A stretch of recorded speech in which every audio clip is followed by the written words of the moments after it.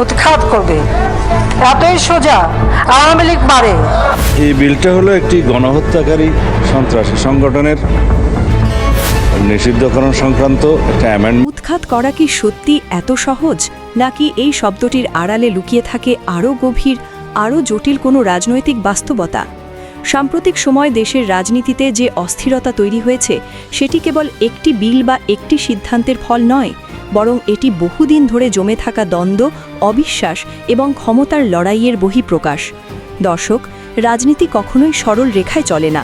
এখানে প্রতিটি পদক্ষেপের পেছনে থাকে হিসাব, প্রতিটি কথার পেছনে থাকে উদ্দেশ্য, আর প্রতিটি সিদ্ধান্তের পেছনে থাকে একাধিক স্তরের পরিকল্পনা। আমরা বাইরে থেকে যা দেখি, বাস্তবতা তার চেয়েও অনেক বেশি জটিল। একটি দলকে নিষিদ্ধ করা শুনতে যতটা সহজ, বাস্তবে ততটা নয়। কারণ একটি রাজনৈতিক দল মানে শুধু কিছু নেতা নয়, বরং হাজার হাজার কর্মী, লাখো সমর্থক এবং একটি নির্দিষ্ট আদর্শ। সেই আদর্শকে কি সত্যিই আইন দিয়ে মুছে ফেলা সম্ভব, নাকি সেটি অন্য কোনো রূপে আবার ফিরে আসে? ইতিহাস আমাদের বারবার দেখিয়েছে, যখনই কোনো রাজনৈতিক শক্তিকে জোর করে থামানোর চেষ্টা করা হয়েছে, তখনই নতুন করে সংঘাতের জন্ম হয়েছে।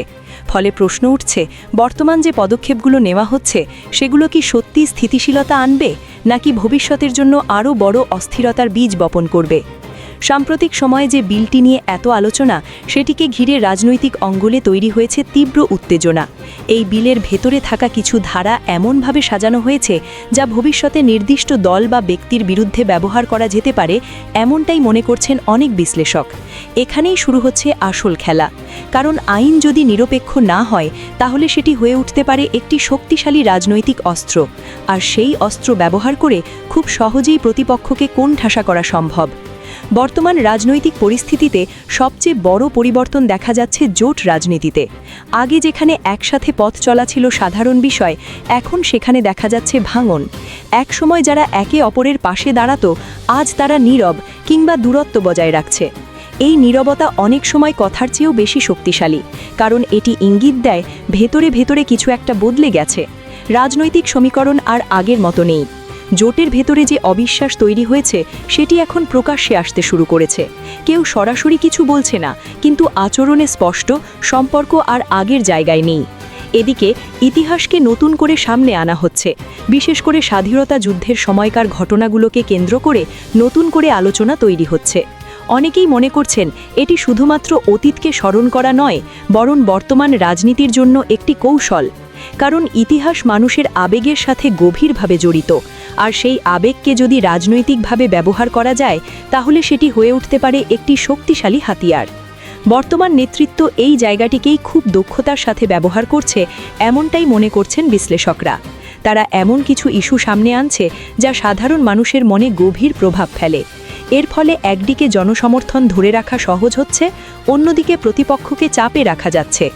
এটি একটি কৌশলী চাল, যা খুব হিসাব করে দেওয়া হচ্ছে। অন্যদিকে যেসব দল আগে ক্ষমতার কাছাকাছি ছিল, তারা এখন এক ধরনের অনিশ্চয়তার মধ্যে আছে। তাদের সামনে এখন দুটি পথ, একটি হলো মানিয়ে নেওয়া, আরেকটি হলো প্রতিরোধ করা। কিন্তু প্রতিরোধ করা এত সহজ নয়, কারণ আইনি জটিলতা, রাজনৈতিক চাপ এবং জোটের ভাঙন সব মিলিয়ে পরিস্থিতি অনেক কঠিন হয়ে গেছে। সংসদে দেওয়া কিছু বক্তব্যে এই অসহায়ত্ব স্পষ্ট হয়ে উঠেছে। নেতারা চেষ্টা করছেন নিজেদের অবস্থান ব্যাখ্যা করতে, কিন্তু বাস্তবতা হলো পরিস্থিতি এখন তাদের নিয়ন্ত্রণের বাইরে চলে যাচ্ছে। রাজনীতিতে একটি বিষয় সবসময় গুরুত্বপূর্ণ, টাইমিং। কখন কোন কথা বলা হবে, কখন কোন সিদ্ধান্ত নেওয়া হবে, এসবই নির্ধারণ করে দেয় ভবিষ্যৎ। বর্তমান নেতৃত্ব এই টাইমিংটা খুব ভালোভাবে কাজে লাগাচ্ছে, এমনটাই ধারণা করা হচ্ছে। তারা এমন সময় এমন কিছু সিদ্ধান্ত নিচ্ছে যা প্রতিপক্ষকে অপ্রস্তুত করে দিচ্ছে।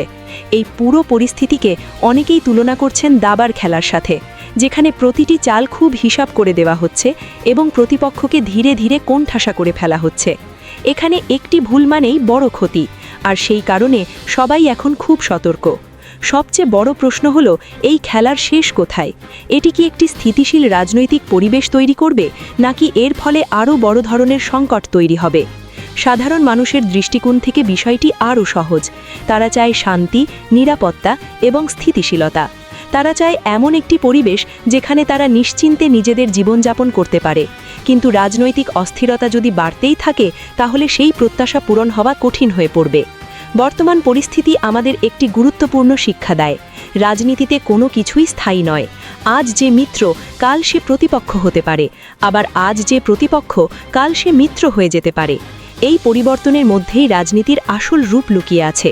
সবশেষে বলা যায়, দেশের রাজনীতি এখন একটি গুরুত্বপূর্ণ মোড়ে দাঁড়িয়ে আছে। এখান থেকে কোন দিকে যাবে সেটি নির্ভর করছে বর্তমান সিদ্ধান্তগুলোর ওপর।